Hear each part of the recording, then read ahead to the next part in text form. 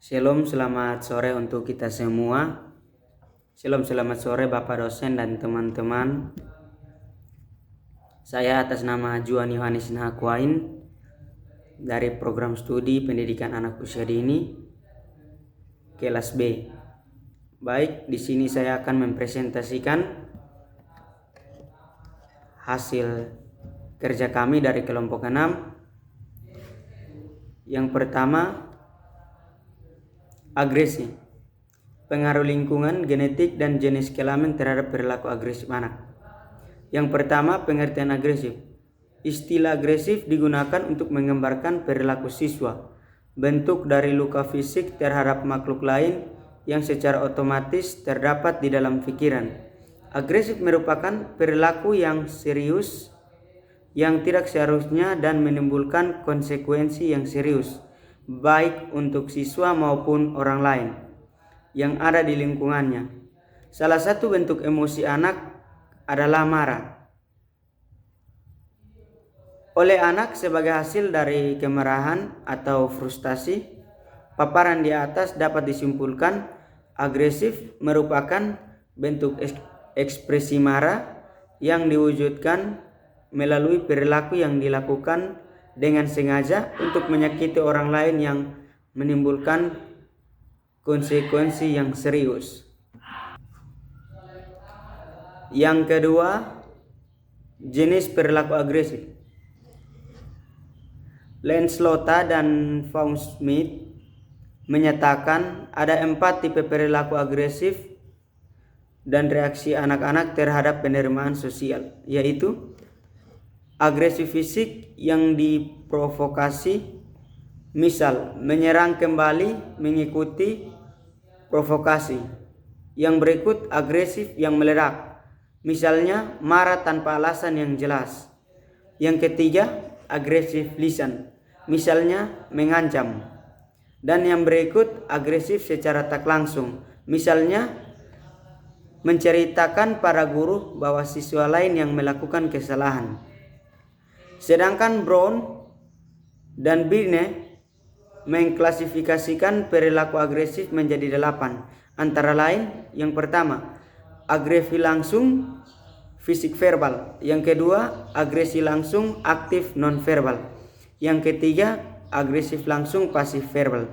Yang keempat, agresif langsung pasif non verbal. Yang kelima, agresif tidak langsung aktif verbal. Yang keenam, agresif tidak langsung aktif non verbal. Yang ketujuh, agresif tidak langsung pasif verbal. Yang kedelapan, agresi tidak langsung non verbal. Yang berikut penyebab perilaku agresif. Para ahli mengemukakan penyebab perilaku agresif pada anak. Agresif pada anak berkaitan dengan keluarga yang pengangguran, kelaparan, kriminalitas, dan gangguan psikiatrik. Penyebab perilaku agresif terdiri dari sosial, personal, kebudayaan, situasional, sumber daya, media massa, dan kekerasan dalam rumah tangga.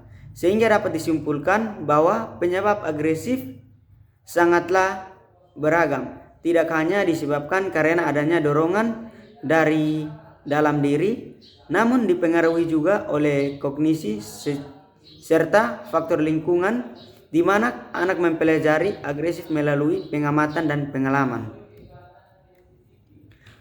Yang berikut, yang keempat, strategi dan kerjasama sekolah dan orang tua. Kegiatan belajar mengajar strategi bisa diartikan sebagai pola-pola kegiatan untuk didik dan perwujudan kegiatan belajar mengajar untuk mencapai tujuan yang telah digariskan.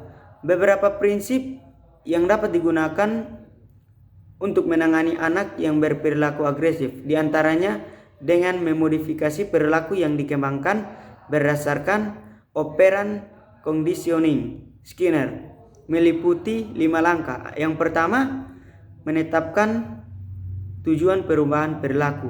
Yang kedua, menetapkan reinforcement yang sesuai. Yang ketiga, menetapkan prosedur untuk perubahan-perubahan perilaku.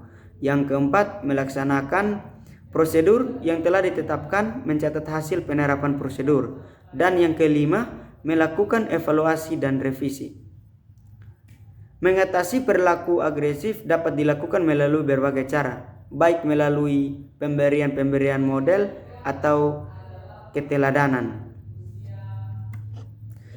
Yang kelima, teori perilaku agresif. Teori bawaan merupakan teori yang terdiri atas teori psikoanalisis dan teori biologi. Menurut Freud, agresif adalah satu dari dua naluri dasar manusia. Naluri manusia terdiri atas naluri agresif dan naluri seks. Naluri seks berfungsi untuk melanjutkan keturunan, sedangkan naluri agresif berfungsi untuk mempertahankan jenis.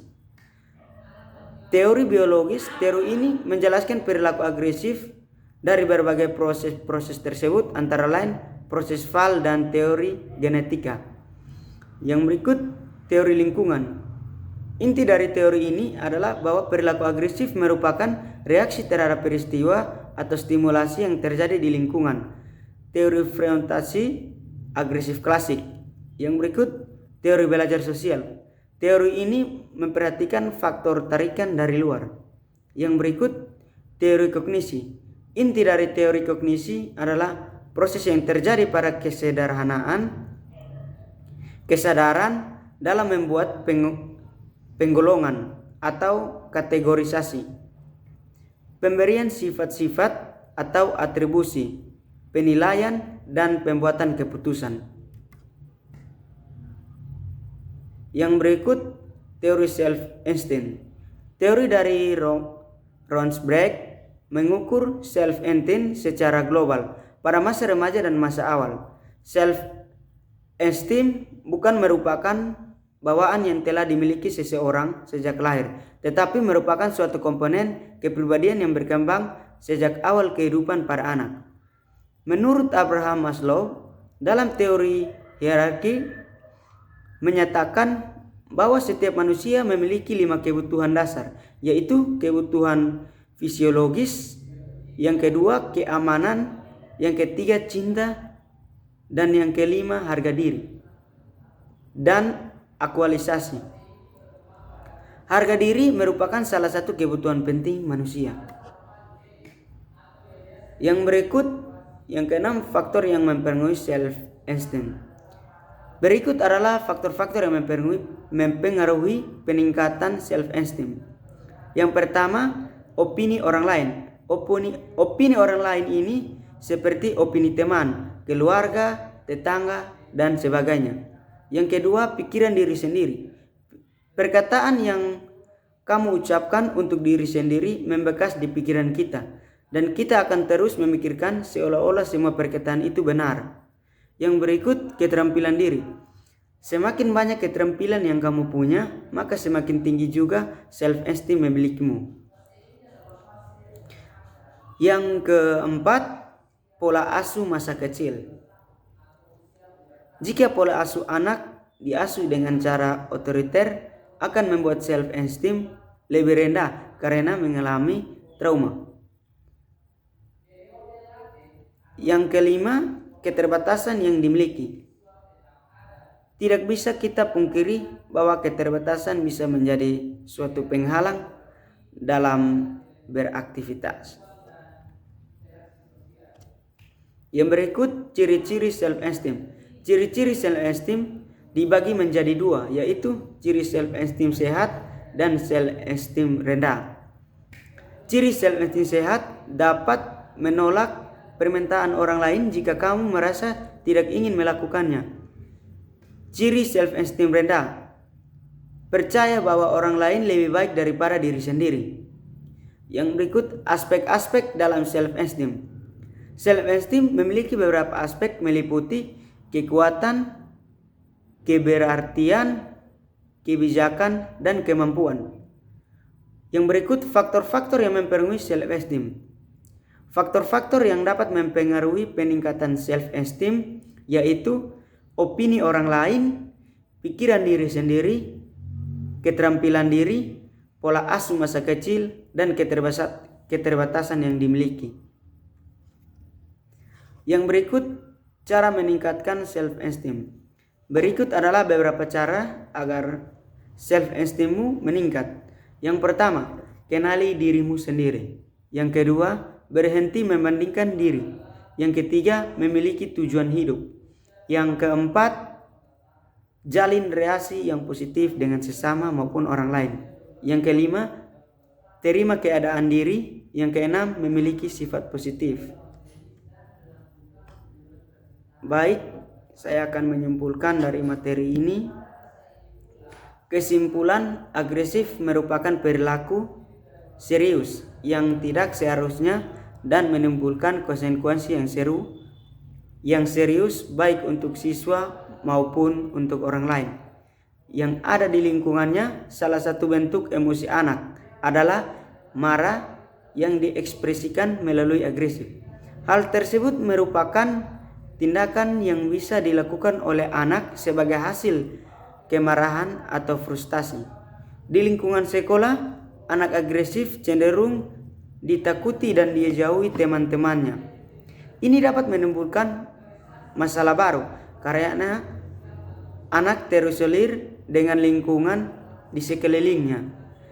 Perilaku agresif yang dibiarkan begitu saja pada saat remaja nanti akan menjadi juvenile, yakni perilaku kenakalan remaja. Dengan demikian, perilaku agresif dari sejak anak berusia dini berpengaruh pada perkembangan anak selanjutnya. Baik, demikian hasil presentasi saya. Apabila ada kesalahan kata, mohon dimaafkan. Shalom, selamat sore. Tuhan Yesus memberkati kita semua. Amin.